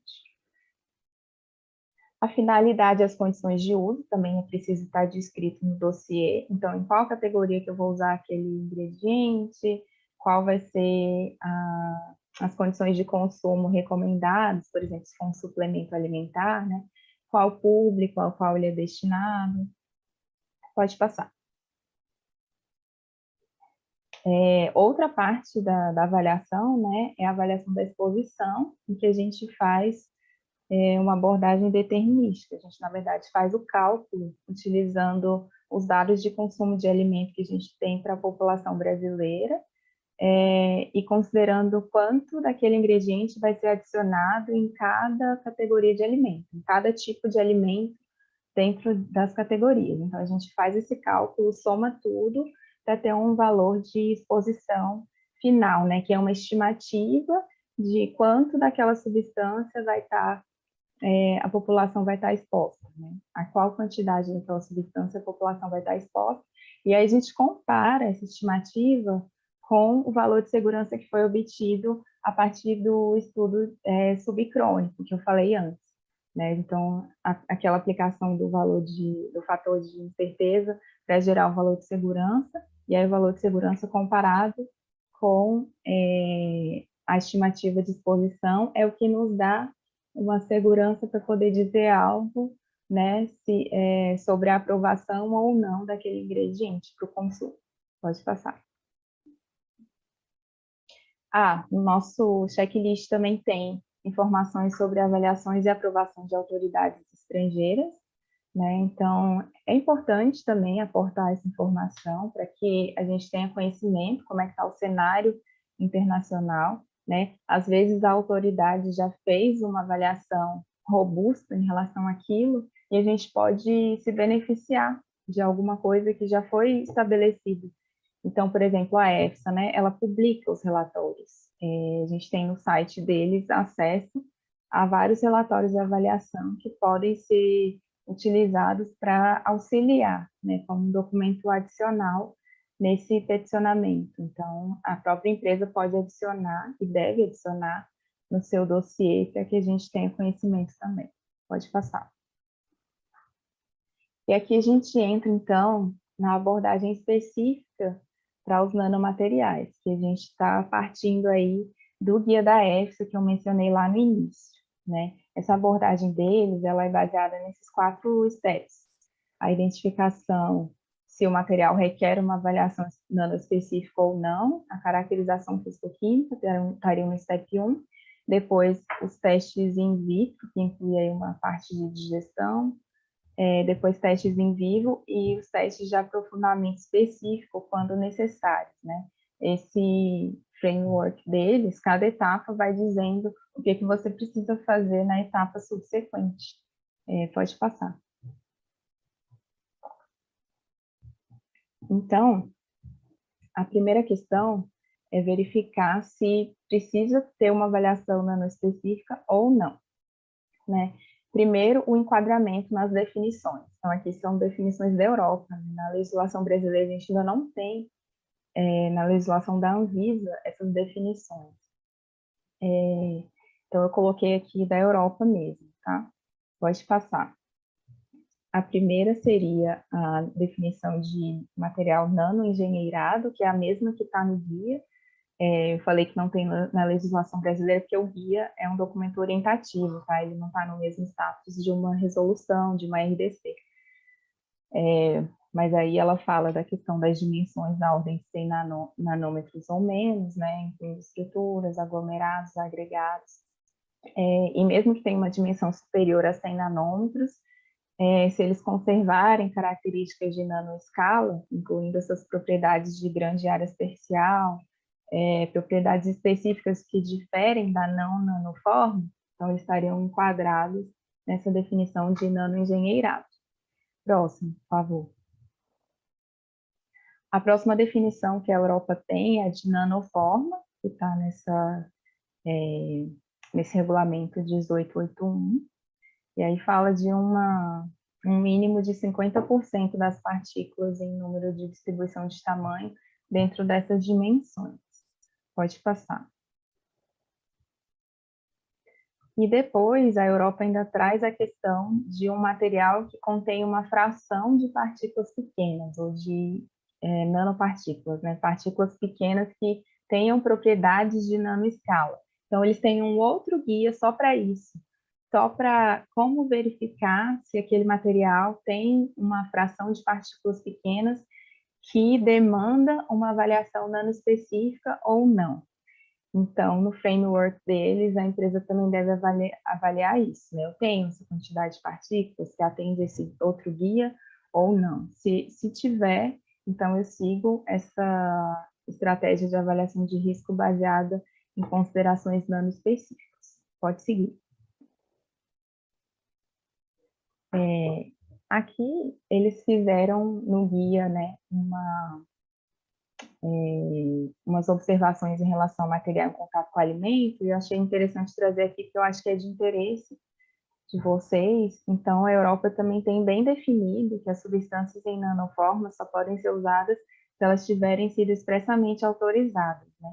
E na nossa regulamentação mais recente aqui do Brasil, na área de material em contato com o alimento, quer dizer, na lista positiva mais recente que a gente publicou, que é essa 326 de 2019, que é a de aditivos para materiais plásticos, também ficou expressamente essa questão, como está na Europa também, de que as substâncias em nanoforma só podem ser utilizadas se elas tiverem sido expressamente autorizadas. Então, vocês veem que, em todo o contexto que a gente está falando aqui de alimentos, se eu tenho um nanomaterial envolvido, eu sempre vou ter que avaliar, eu sempre vou ter que fazer considerações para ver se eu preciso fazer ensaios específicos para nanomateriais ou não, e eu sempre vou ter que ter aquilo autorizado expressamente. Eu não vou poder, se for realmente algo que tem propriedades de nanoforma, né, eu não vou poder simplesmente usar sem ter isso escrito em lugar nenhum. Pode passar. Aqui é um resuminho do próprio guia da EFSA, que eu achei interessante colocar só para vocês irem acompanhando. Depois, quando vocês forem checar a apresentação com mais calma, né, vocês podem ver as etapas parte a parte, né, onde eles vão fazendo essas indicações, das perguntas que devem ser feitas, para qual caminho você deve seguir, de acordo com cada step desse que a gente está tratando. Mas pode passar. Dentro do step 1 ainda, a gente tem que discutir as propriedades fisicoquímicas, né?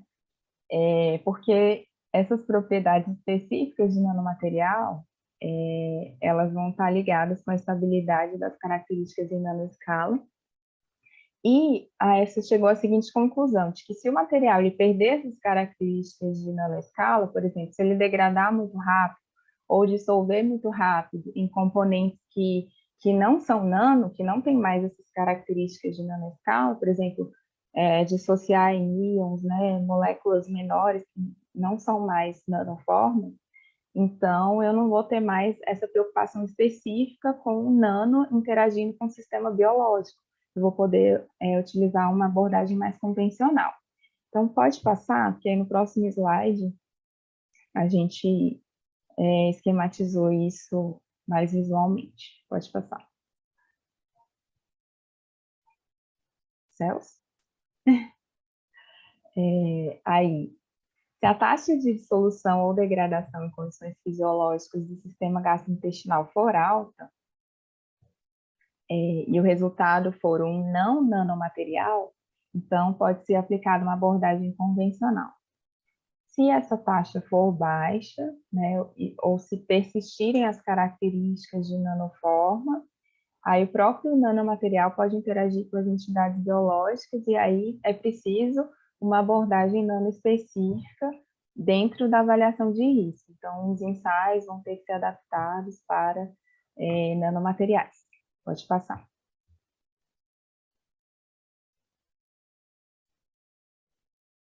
Aí é só o finalzinho, então, dessa etapa 1, do step 1, no framework da EFSA, que faz essa pergunta. né, sobre o grau de solubilidade e dissolução ou degradação. Pode passar. Rolando o horário aqui. E aí, a etapa 2 trata da digestão in vitro. E aí, é preciso reunir os estudos in vitro, né, disponíveis, para identificar os perigos e se vai ser necessário fazer testes adicionais no STEP 3 ou não.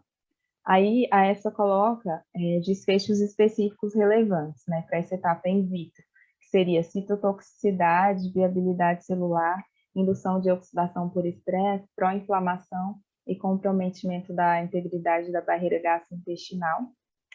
E aí coloca que quando esses primeiros testes in vitro indicam a ausência de efeitos tóxicos e a dissolução em condições lisossômicas ou gastrointestinais é rápida, então pode-se dispensar os estudos in vivo especificamente projetados para nanoescala. Então, os estudos in vivo, nesse caso, poderiam ser os convencionais, que são os que a gente já solicita normalmente hoje. Pode passar. Sobre os testes de genotoxicidade in vitro, né, especificamente. Eles mencionam que deve ser seguida a estratégia geral, mas com algumas observações, né, que esses testes devem sempre incluir uma avaliação da absorção celular, especialmente para fundamentar os resultados negativos. Então, assim, se a célula não estiver absorvendo aquele material, não tem como eu dizer que aquele resultado negativo é válido, né? Porque às vezes o efeito não aconteceu porque não houve uma interação suficiente entre o objeto que está sendo analisado e a célula. Devem ser verificados os 3 parâmetros críticos, né, que é a mutação genética, aberrações cromossômicas estruturais e aberrações numéricas, e o ensaio de Ames, que é a mutação reversa bacteriana, não é adequado para os nanomateriais, né? Eles verificaram que as partículas não penetram na parede celular bacteriana, no caso desse ensaio, então ele não poderia ser utilizado. Pode passar. E aí, quando pelo menos um dos testes de genotoxicidade in vitro indicar atividade genotóxica, vai ser necessário realizar estudo de genotoxicidade in vivo, né, para confirmar isso ou não. E aí eles falam da importância do julgamento de especialistas, né, para selecionar o caminho, né, quais testes vão ser usados, a justificativa de por que usar cada um. Então, assim, eles colocaram esses exemplos aí da OCDE, e parece que, assim, ao longo desse tempo, que esse guia é de 2021, tá? E aí tem sido feitos esforços para fazer adaptações nas metodologias já existentes para que esses testes possam ser aplicados em nanoescala, né? Então, talvez hoje já haja alguma opção adicional que a gente não tem conhecimento ainda, né? Mas a coisa está avançando, digamos assim. Então, é sempre bom ter os especialistas para poder estudar isso e saber realmente qual é o caminho mais adequado até o ponto de conhecimento científico que a gente já tem hoje. Pode passar. Aí, mais uma vez, o quadrinho, um resumo, então, da EFSA, né, de quando vai ser necessário mais testes ou não. No caso aí, para passar para a parte 3, né? Se o material for persistente ou tiver indicação de toxicidade ali no final, você responde sim, então você passa para o step 3, né?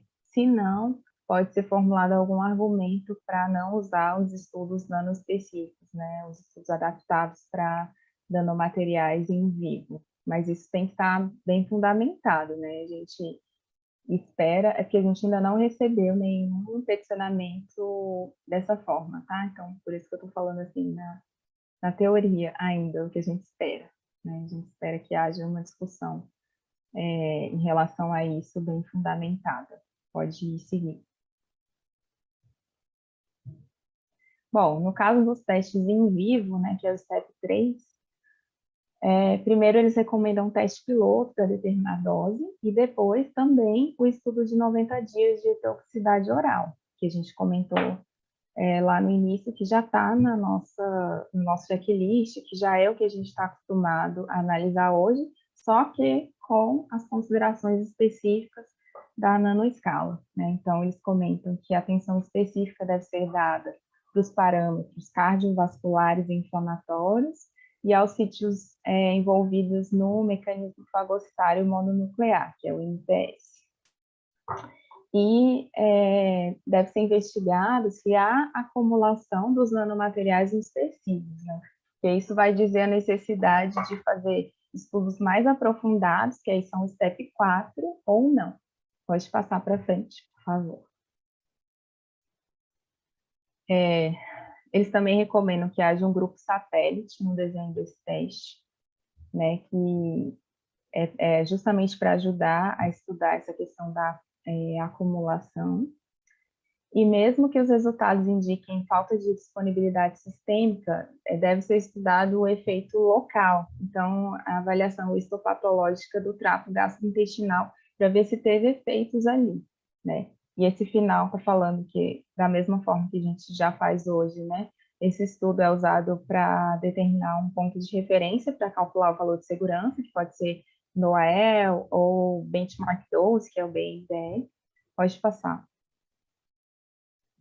Aí eu resumi também, falando do estudo de 90 dias, toxicidade, genotoxicidade em vivo, se o STEP anterior tiver mostrado essa necessidade, então aqui tem que ser feito também o grupo satélite para fazer a avaliação de ADME. Pode passar.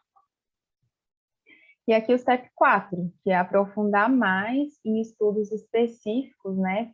Aí eles dão os exemplos, né? Toxicidade reprodutiva, imunotoxicidade, mutagenicidade, ou carcinogenicidade, efeitos endócrinos, né? Efeitos na microbiota. Tudo isso, se for indicado, né, na fase anterior, que existe algum risco, então é necessário esse aprofundamento. E eles falam que se tiver absorção e distribuição do nanomaterial, levando a uma exposição interna, se tiver reatividade ou biocinética alterada, se o material for persistente, isso deve ser um gatilho para eu fazer uma testagem mais aprofundada. Pode passar. E aí, considerações sobre a exposição, né? Basicamente, a princípio vai ser feita aquela mesma abordagem que eu falei antes, né? De pegar os alimentos que são consumidos pela população, quanto que vai ser consumido daquele alimento e quanto da substância de interesse vai estar dentro de cada alimento, em cada categoria. Só que as considerações específicas são que o nanomaterial ele pode interagir com a matriz do alimento de forma que ele perca as propriedades de nanoescala, né, ou que ele se dissolva, se transforma ali em íons e moléculas também. Então, assim, isso tem que ser avaliado, isso pode ser uma evidência de que não vai ter exposição da população ao nanomaterial em si, né? Vai ter exposição a um produto de degradação que talvez não esteja na forma nano. Então, se for esse o caso, é mais tranquilo, né? Você vai fazer uma avaliação mais convencional. Agora, se se mantiverem as propriedades nano, aí não, mas tem que fazer todas as considerações de nanoescala, e eles falam do pior caso também, se você não tiver a evidência de que o material não está presente na nanoforma, então você tem que considerar como pior caso que ele está presente, né, como nano. Pode passar, por favor. A caracterização do risco, ela então combina as etapas anteriores para dar uma resposta, né? Aí a EFSA coloca a questão dos fatores de incerteza, que se os estudos tiverem sido conduzidos apropriadamente, usando métodos validados, com considerações nanoespecíficas, pode-se usar o fator que já é usado hoje na avaliação convencional. Caso contrário, talvez seja preciso aumentar esse fator de segurança, então, fator de incerteza. Então, seu valor de segurança vai acabar sendo menor. Pode passar. Está acabando, gente. Então, o requerente é responsável por propor o melhor cenário, é recomendado o envolvimento de times multidisciplinares, é importante a identificação do material e a caracterização, né, de uma forma, assim, aprofundada, usando métodos validados, né, os métodos específicos para nano. Eu não vou entrar aqui porque eu não sou especialista nessa parte das metodologias, mas que a gente sabe que os nanomateriais, eles têm essa característica de formar aglomerados, agregados. Então, assim, o grau de dispersão das partículas precisa estar bem caracterizado, né? Tanto no alimento, na matriz alimentar em que aquilo vai ser utilizado, quanto no contexto biológico, no ambiente gastrointestinal. Então, essa caracterização é essencial, né? Também, os produtos de degradação, se estiverem na nanoforma, eles também devem ser considerados nessa avaliação. E materiais com a mesma composição química, mas diferentes formas, diferentes morfologias, talvez eles precisem de uma avaliação individualizada, a não ser que exista a possibilidade de uma abordagem read-across, que seria agrupar por similaridades ou estabelecer um pior caso, mas isso tudo com um racional para justificar. Pode passar. Pode passar, eu já falei da read-across. Esse é o final do fluxo. Então, sempre que a gente faz análise de uma petição, a gente também tem a opção, né, caso seja necessário algum esclarecimento adicional em relação à documentação que foi apresentada, de fazer o que a gente chama de exigência, tá? Que é nada mais, nada menos que uma comunicação que a Anvisa faz para a caixa postal de quem peticionou, perguntando, olha, vocês apresentaram isso, mas se não ficou claro aquilo, por favor, apresentem um documento tal, um racional em relação a isso, justifiquem, para que a gente possa, então, prosseguir com a análise, tá? Pode passar. E, por fim, gente, eu queria deixar os canais de atendimento da Anvisa aqui, porque eu sei que dúvidas vão surgir, é muita coisa, né, para falar, então, o melhor caminho para questionamentos técnicos, né, é o Fale Conosco, está disponível no portal da Anvisa, lá tem um formulário, e a própria área técnica recebe aquilo e dá tratamento para demanda. Então, é bem efetivo mesmo, vocês podem usar, tem prazo de resposta, então não vai ficar indefinidamente a sua pergunta parada lá, você realmente vai ser respondido. E tem também o canal do Parlatório, que é um canal para audiências, né? Agora, desde a pandemia, tem sido virtual esse canal de atendimento, vocês podem solicitar, mas tem umas regrinhas lá, tem um sistema específico no portal para fazer esse peticionamento do parlatório. Ele tem que ser feito com 10 dias de antecedência e tem que estar bem justificado o motivo de você estar pedindo essa reunião, tá bom? Muito obrigada. Obrigado, Rebeca. Neto, me perdoe, eu só vou pedir uma gentileza. Nós precisamos encerrar em 10 minutos. Então, você tem aí algumas perguntas. Lamentavelmente, né, por aquele pequeno problema de atraso e a apresentação da doutora Rebeca, ela foi um pouco mais extensa, né, mas nada... Não é uma crítica, viu, Rebeca? Foi muito didática, foi perfeito. Eu gostei demais da sua apresentação e também da doutora Alessandra. Mas vamos tentar responder 3 perguntas que estão ali, porque eu preciso encerrar às 11h10, porque o nosso doutor Matoso está nos aguardando. Ele está aguardando um chamado aqui pelo celular para que ele possa entrar no nosso link. Tá bom? Neto, a palavra é sua. Perfeito, então, vamos lá então. Deixa 30 segundos para mandar uma mensagem depois. Ok. Aqui a gente tem uma pergunta, na verdade, do Questions and Answers, eu vou complementar com algumas considerações minhas também, mas, Rebeca, a gente até estava falando sobre a questão da GEARI, analisar o risco, e ela está dentro da Gerência Geral de Alimentos, né? A Elane comenta aqui sobre o caso de outras áreas de aplicação que não sejam de alimentos, se puder fazer algum comentário, especialmente assim, a área médica, né, alguma coisa nesse sentido, se a Anvisa avalia a segurança e a funcionalidade também. Eu entendo que a petição ali que você colocou, o número 4109, para novos ingredientes, ele não necessariamente preconiza que você tenha que atestar uma funcionalidade, né? Você pode peticionar um novo ingrediente na 4109 sem solicitar a nova funcionalidade. E se essa avaliação de funcionalidade é obrigatória para qualquer nanomaterial ou não, seria só pela questão da segurança mesmo. Tá.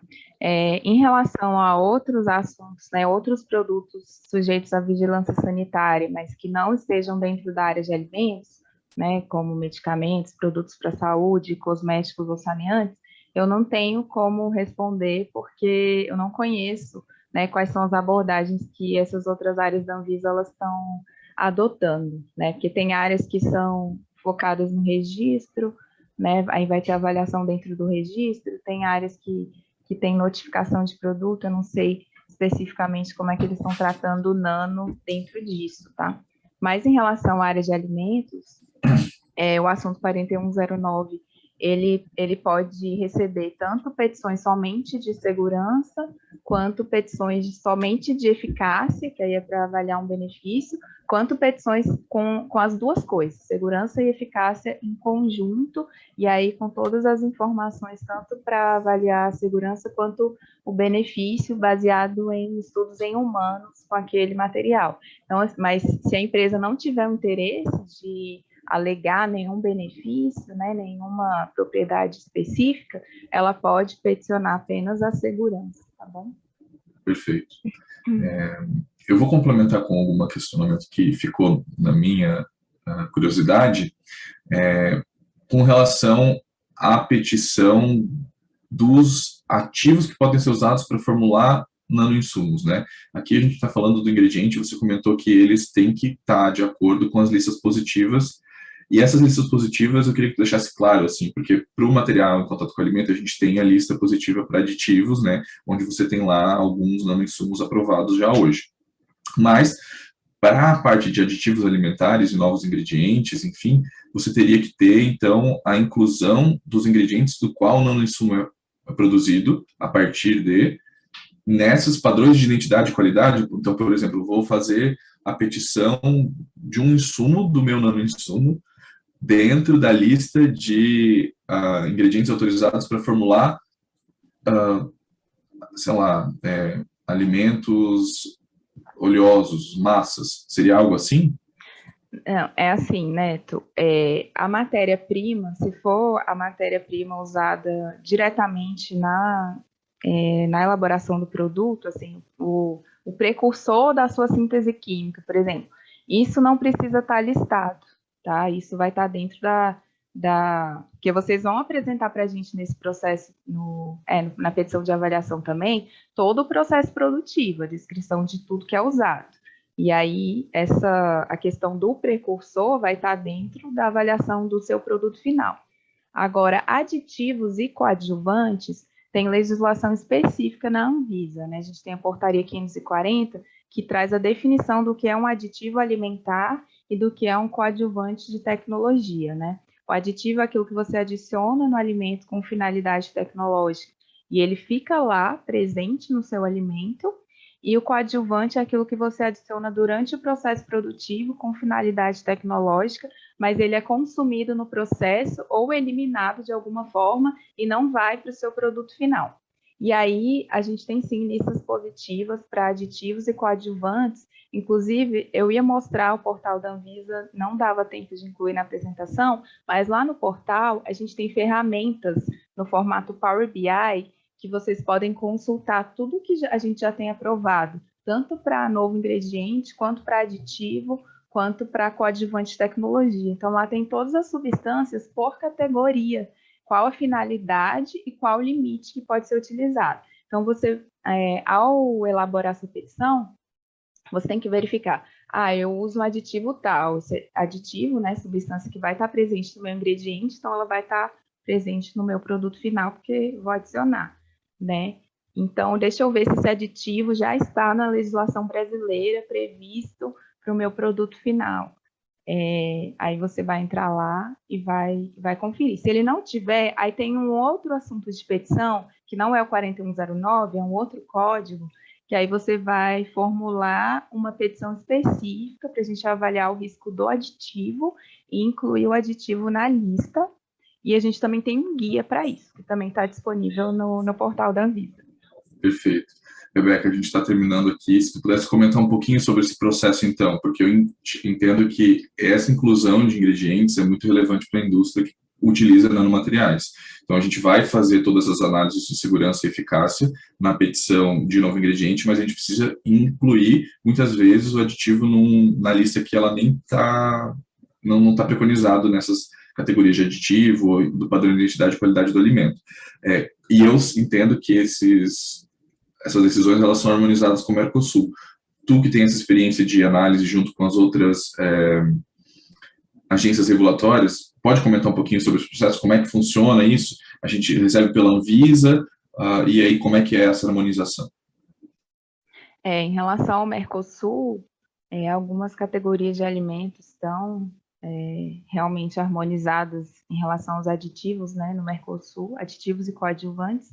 E o fluxo hoje é o seguinte: a empresa faz o peticionamento, a Anvisa avalia, se tiver tudo ok, né, em relação à segurança em relação à segurança, a Anvisa dá uma anuência, a empresa recebe essa anuência da Anvisa, aí ela vai. Existem duas opções ainda, né? Se a categoria final pretendida for de competência do Ministério da Agricultura, a empresa tem que buscar a aprovação da justificativa tecnológica junto ao MAPA. Se não, aí a própria Anvisa faz a avaliação da justificativa tecnológica e já emite um parecer final e já faz o protocolo no Mercosul, o pedido junto ao Mercosul. Quando a gente faz o pedido no Mercosul, os outros países, eles têm até 2 reuniões do Mercosul para se manifestar se eles aceitam discutir aquilo que foi peticionado, né? O Brasil solicitou a inclusão. Quando eles aceitam, aí a gente propõe o texto para inclusão no regulamento Mercosul. Então, isso a gente tem tentado cada vez mais dinamizar esse processo, né, para que seja mais rápido no Mercosul, mas às vezes a gente enfrenta algumas situações dos outros países demorarem mesmo a responder, né? Mas de nossa parte a gente tem tentado fazer isso, inclusive a gente não espera as resoluções entrarem em revisão de forma total. A gente vai pedindo, à medida que a indústria vai pedindo, fazendo as solicitações para a gente, e a gente vai aprovando, a gente já vai pedindo no Mercosul também a inclusão, para que isso seja de forma mais rápida, né? A atualização das listas, simplesmente a atualização por inclusão de substância, e não uma revisão geral, que pode demorar muito tempo. Né? Então, tem sido dessa forma. E depois que o Mercosul publica, é que a Anvisa faz a internalização para o ordenamento jurídico nacional. E a empresa só pode usar depois que é feita essa internalização, que aí sai na lista da Anvisa mesmo. Perfeito. Só a anuência não é suficiente, você precisa ter a publicação dessa nova atualização. Isso. Então é isso, gente. Eu queria agradecer aí a audiência, agradecer as perguntas também, bem estruturadas, passar a palavra para o Celso e convidar vocês a participarem do nosso próximo painel. Eu pediria que a doutora Alessandra aparecesse na nossa tela, porque entre as coisas importantes nós temos que fazer uma...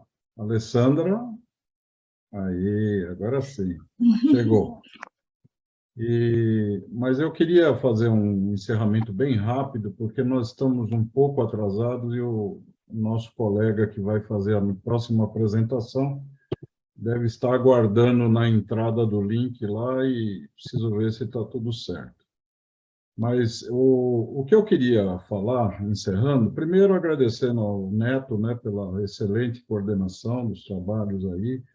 As 2 apresentações foram fantásticas, eu assisti, não tão concentrado, porque entre virar uma tela aqui e atender um WhatsApp, eu tive muito trabalho. Mas as coisas são assim mesmo em eventos virtuais, não é uma coisa tão simples, né? Mas eu quero dizer que eu gostei bastante do trabalho de vocês e queria deixar registrado aqui o seguinte: Esse painel foi criado para nós contribuirmos com as nossas empresas, as nossas indústrias, né? A receita do bolo de como caminhar dentro do Inmetro e como caminhar dentro da Anvisa foi muito bem colocada pelas duas doutoras, né? A doutora Rebeca e a doutora Alessandra. Mas o nosso trabalho não encerra aí, nós precisamos, às vezes, dar mais informações. E aí eu queria deixar, e vou pedir ajuda sua, viu, Neto, para um futuro próximo, para nós começarmos a fazer um trabalho de apoio a essas empresas. Às vezes, nem sempre caminhar nos processos burocráticos, a gente chega lá. Às vezes é complicado isso. Eu sinto isso, porque eu também vivo essa burocracia. E a gente precisaria, ela é necessária, temos que ter segurança em todos os sentidos. Mas eu queria fazer uma proposta, e se vocês concordarem, no futuro próximo a gente vai fazer uma reunião, criar uma espécie de uma comissão de apoio a essas empresas que tanto precisam da Anvisa, que tanto precisam do Inmetro. O nosso presidente Marcos Heleno do Inmetro está sempre falando no apoio à nossa indústria em abrir a caixa de ferramentas, né, para poder ajudar a indústria. Inclusive, reforçando aquilo que já foi comentado aqui no painel passado, né, onde que o Inmetro pode contribuir? O Inmetro tem um laboratório lá da DINSE maravilhoso de apoio à nanotecnologia. E a SEGECRE também, respondendo uma pergunta que foi colocada, está disponível para tentar incorporar novos escopos dentro do escopos de ensaio, de calibração, e para isso é só fazer um pedido. Eu me coloco à disposição, inclusive dentro da Remesp, para ajudá-los, né, como membro do Conselho de Acreditação, como chegar até a SEGECRE e como fazer um pedido, vamos dizer, de extensão de um escopo. E a mesma coisa a gente precisa da Anvisa. A Anvisa sempre nos apoia nos eventos, mas às vezes a gente precisa de um algo mais, né? E para isso a gente pode criar, de repente, um comitê técnico de apoio aos laboratórios e empresas que necessitam de informações sobre como homologar, como aprovar um pedido na Anvisa, como aprovar um pedido dentro do Inmetro. Então, fica aí o meu registro. Eu quero ver se eu crio, até o final do nosso evento, uma carta da nanotecnologia para os diversos órgãos governamentais e associações de classe, porque a empresa, a indústria, o nosso Brasil precisa crescer. E ele cresce dessa forma, com todo mundo junto. Todo mundo de mãos dadas, vamos seguir em frente. Era essa a mensagem que eu queria dar. E agradecer a Rebeca, agradecer a Alessandra, o meu colega de comissão organizadora e científica, o Neto, né, pelo excelente painel. E vamos em frente, porque o nosso colega da Embrapa está nos aguardando na outra sala. E eu convido vocês para estarem presentes, mas antes, vamos tirar uma foto. Sorriso no rosto, porque a foto tem que ser feita para poder deixar registrado aí esse marco importante que foi o painel 2 do nosso Metro Nano. Então, fotografem, por favor. E vamos divulgar depois, hein? Gente, muito obrigado, viu, de coração. Eu gostei demais desse trabalho que foi apresentado agora. E vamos partir para o outro link que está ali no chat. Aqueles que quiserem copiar e já levar para o outro chat. E Rebeca e Alessandra, me ajudem. Muito obrigada. Vamos ajudar as nossas indústrias. Podem falar, podem fazer suas considerações finais. Não, eu só ia agradecer e dizer que a gente está à disposição no Inmetro, o meu contato está com vocês, então contem conosco. E muito obrigada pelo convite. Também Nós agradeço. Pois não, Rebeca. Também agradeço o convite, pessoal. Queria dizer que estamos abertos a contribuições que vocês queiram dar também aos documentos que a gente já tem, né? A gente podem consultar à vontade, por favor, os documentos que estão no portal da Anvisa, os guias que a gente já tem da área de alimentos, né? Se quiserem fazer considerações do que a gente poderia incluir para ajudar, né, vocês podem nos enviar. Nós estamos à disposição. Obrigada. Obrigado, gente. Neto, muito obrigado mais uma vez. E, por favor, o nosso evento vai até quinta-feira. Participem. A nossa colega da Anvisa conseguiu entrar, né, Rebeca? Parece que ela assistiu a sua colega. Eu estava preocupado com ela, porque eu fui ver um e-mail só agora. Mas vamos em frente. Eu vou encerrando por aqui e vamos para outra sala. Obrigado. Obrigada.